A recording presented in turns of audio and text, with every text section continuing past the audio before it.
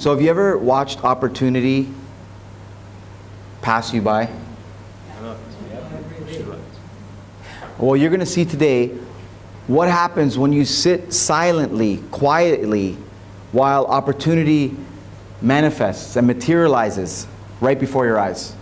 You're also going to see how you can seize an opportunity that right now is literally staring you in the face. So it was the year 1998. I was in chiropractic school. I had hair down to here.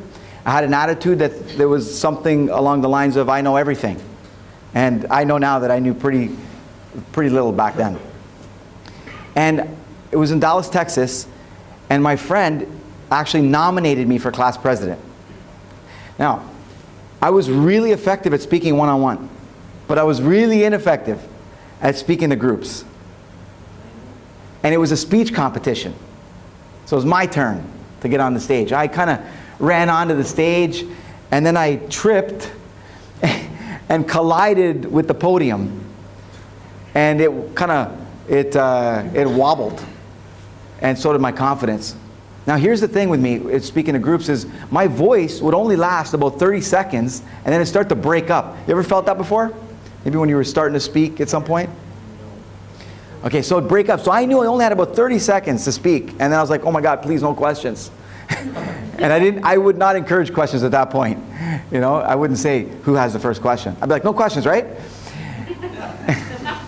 And so someone asked me a question, and thankfully the words kind of fell into place perfectly, and I kept within my time. I said, look, when you graduate as doctors, no one's going to ask you what your grades are. And we all want to graduate. So if all the A's help all the C's, we'll all graduate with B's. It went over pretty well. Here was my biggest fear. I won. Well, actually, so did someone else. It was a tie. There was a break. I flew back to Canada to visit my family. And I'm telling you guys, for the 10 days that I was there, the entire time, I was consumed by the idea of speaking again. Like imagine you're sitting with your family, you're sitting with your friends, and the whole time the speech is on your mind. So you know what I did? I changed my flight. So I missed the second round of the competition. Till this day, I think about that in terms of letting someone else win. Opportunity. You know? And I don't even know if I would have won, even if I showed up. But that's not the point. And it's not about Key, because my competition, his name is Key, he's a great guy, and I'm a big fan of him. But the point is, how do you feel when you play small like that? When you just pass up opportunity, when you piss away an opportunity, which is a scientific way of saying it. So, let's roll the clock. Today, 2015, I get paid to speak, as you guys know. I speak full time. 85% of the time when I sit with a company, I'm either hired to speak there or coach someone to speak internally. What do you think made the difference from there to now? Just shout something out. What do you think made the difference? Speech coaching maybe? Yeah, I did that. I was been coached by 3 world champions of public speaking. You know what I started doing? Anytime there was a speaker in Toronto, in my town, I showed up. I didn't care if they were speaking about flowers. I was there listening to see how they speak. Bob Proctor, heard of him? From the movie The Secret. He came to town, and I was there, and I asked him questions. Dr. DeMartini, who I believe has broken the world record for speaking 427 times in 1 year, I showed up when he was in town. I flew to speakers anywhere that I could, anytime I can get away. I spent most of my spare cash on watching people speak.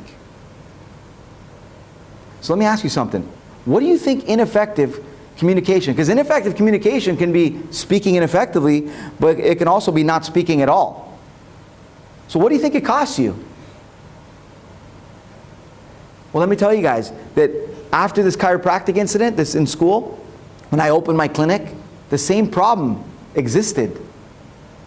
My confidence was rattled that I couldn't now go speak. I couldn't even walk in. Imagine this. I couldn't even go to the reception area of my own clinic. If there was more than 5 people in the room, I'd get all nervous to call the person's name. Haifa, we're ready for you now. You know that feeling? Where you just can't speak in public? I couldn't speak at companies. When I get hired to speak, I turn down presentations. I know it's kind of hard to believe right now because I take up every opportunity to speak. And as well socially, on a round table, I didn't feel comfortable to speak. You know what it feels like not be able to speak up or speak out? To me, it feels like you're a caged bird. Just being silenced like that. So, ineffective speaking costs you the 6 C's, or not speaking up at all costs you the 6 C's. Some of you have heard this in my workshops. Cash, clients, credibility, colleagues, confidence, and possibly your entire career. Because the docs in my town who were speaking were at the cutting edge of their career. They were literally driving patients and customers to their doorsteps. And I want to tell you guys right now of an opportunity that's staring you in the face. Literally staring you in the face. Because it's not only important to speak effectively one-on-one, and now to speak effectively to groups. You know what you need to do now? Face the camera. Because if you want to grow yourself, your business, and possibly transform the world with the message and the service that you have, you got to break free from the fear of the camera. How many of you guys are not comfortable speaking in front of a camera? Yeah, that's what half of you guys. Let me tell you something right now. That there are people all around the world that are looking for a solution to a problem that you have. People are sick and tired of going to people who are not experts at something.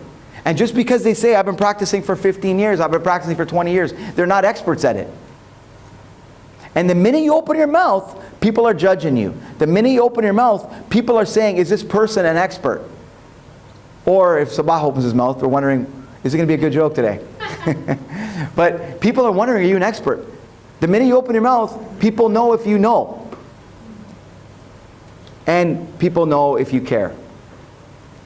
So my request for you guys to seize this opportunity that's in front of you is to speak up. And to set up a tripod and just start speaking. Because I guarantee you when you get to the nth number, it's going to come out pretty good. It'll package itself. Now you guys know that I don't believe practice makes perfect, right? Because if you practice something over and over again and you're ineffective at doing it, you're getting more effective at being ineffective. So my message to you is this, that if you play small and don't speak up, opportunity will materialize right before your eyes. But it won't be in your hand. I will speak up all the time. That's right. Mr. Sabah has no problem speaking up.